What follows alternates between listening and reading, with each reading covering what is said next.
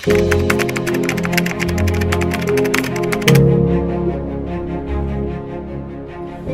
Thyroid की problem reverse हो सकती है 60 दिनों में? आज मैं आपको इसके बारे में समझाऊंगा। सबसे पहले तो बता दूं कि डेफिनेटली हो सकती है and we are doing it by माइकैट ट्रीटमेंट प्रोटोकॉल्स। देखिए, थायराइड समझिए कि प्रॉब्लम क्या है।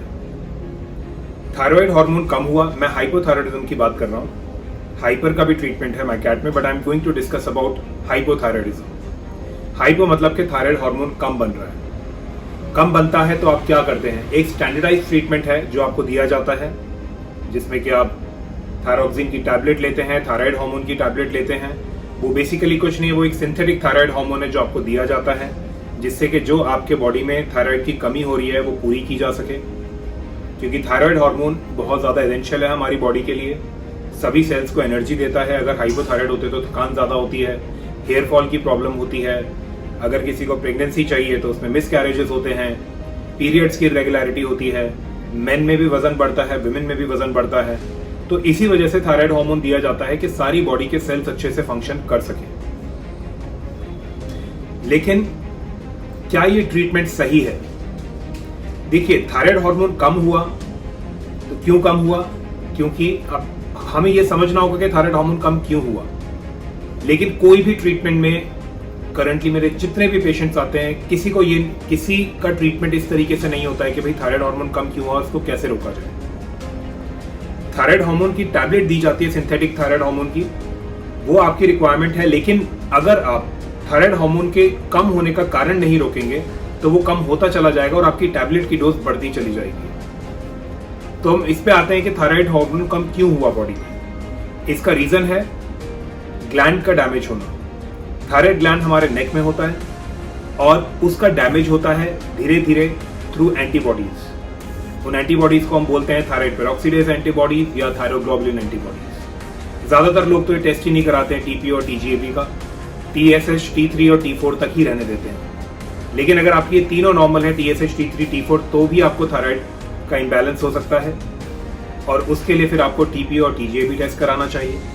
जैसे आपको पता चला कि आपकी थायराइड की एंटीबॉडीज जो है वो ज्यादा हैं, बन रही हैं, तो आपको ये चीज सोचनी पड़ेगी, समझनी पड़ेगी कि वो जो एंटीबॉडीज है वो थायराइड ग्लैंड को डैमेज कर रहा है। अगर वो ग्लैंड डैमेज होगा तो फिर हार्मोन कैसे प्रोड्यूस करेगा?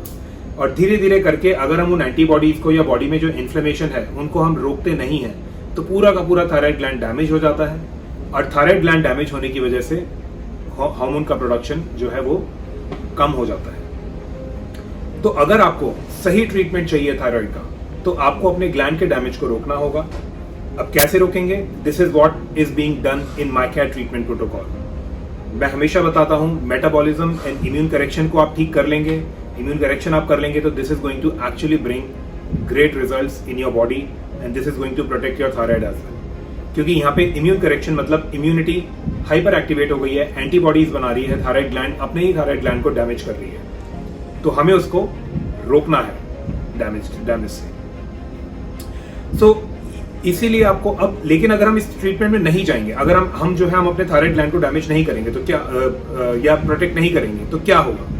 धीरे धीरे करके सारा का सारा ग्लैंड डैमेज हो जाएगा, आपकी डोज बढ़ती चली जाएगी और आपको मेडिसिन पे डिपेंड रहना पड़ेगा लाइफ टाइम।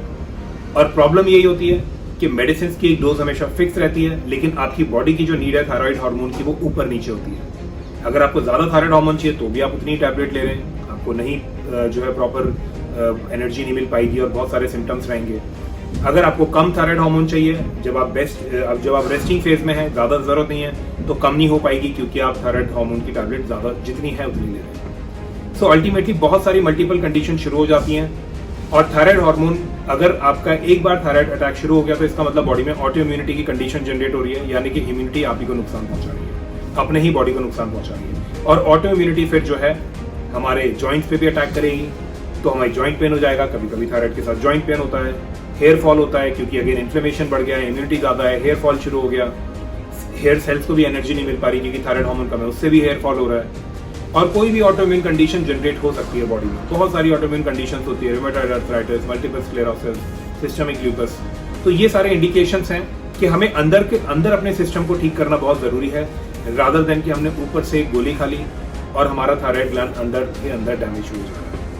थायराइड के और भी कारण होते हैं, जैसे कि आयोडीन की डेफिशिएंसी होना, लेकिन वो कम देखी जाती है क्योंकि आजकल सप्लीमेंटेशन बहुत है फूड में आयोडीन का।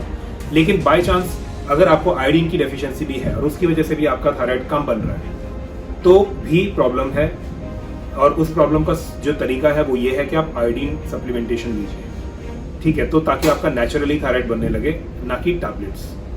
जितनी रिक्वायरमेंट है उतनी टैबलेट लेनी चाहिए, और माइकैट प्रोटोकॉल के बाद में आपकी जो डिपेंडेंसी ऑन मेडिसिन है वो पूरी तरीके से खत्म हो जाती है, या फिर बहुत ही मिनिमम डोजेज पे आप चले जाते हैं, जिससे कि आपको नुकसान या साइड इफेक्ट्स नहीं होते हैं जो मेडिसिन की होते हैं।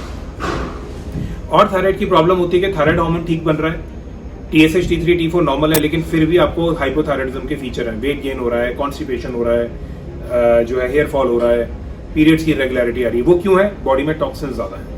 टॉक्सिन्स अगर ज्यादा होंगे तो वो थायराइड हार्मोन को अपना काम नहीं करने देंगे सेल्स पर।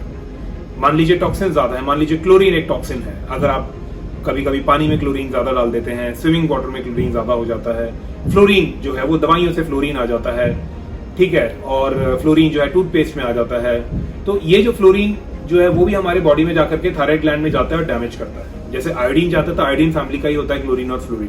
तो अल्टीमेटली बहुत सारे ऐसे टॉक्सिन्स हैं जो कि हम माइकैट प्रोटोकॉल में बहुत ही डिटेल में कवर करते हैं ताकि आपकी बॉडी टॉक्सिन फ्री हो जाए, और आपको एक्चुअल में 60 डेज थायराइड रिवर्सल प्रोग्राम जब आप उसमें जो है एनरोल करते हैं तो आपका गारंटीड रिजल्ट आता है 60 डेज में थायराइड रिवर्सल का, और आगे तो फिर आपकी लाइफ टाइम के लिए पूरी की पूरी बॉडी और मेटाबॉलिज्म रीसेट हो जाता है।